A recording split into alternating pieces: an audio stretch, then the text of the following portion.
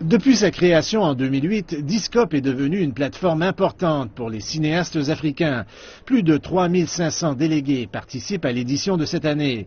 Et chacun des marchés attire de plus en plus de visiteurs qui sont friands de produits culturels africains. Il y a 2 ans, nous avons estimé que les ventes pour les productions de télévision ont atteint quelques 500 millions de dollars américains dans l'ensemble de l'Afrique. Cette année, nous pouvons dire que 99% des contrats commerciaux sont conclus pendant le Discope. Nous pensons que cette année, la valeur des contrats signés va atteindre le cap du milliard de dollars. La Chine occupe une place centrale à Discope cette année en tant que pays invité.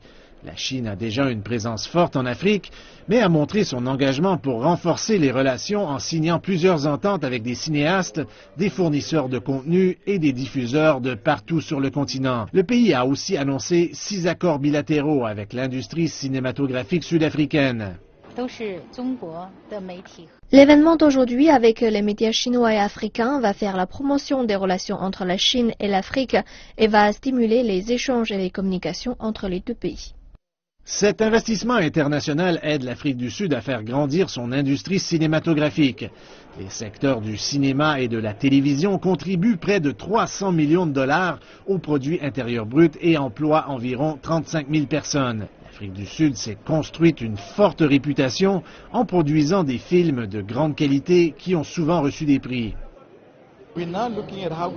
Nous cherchons des façons de créer des emplois. Alors ce n'est pas simplement une question de produire des films et du divertissement.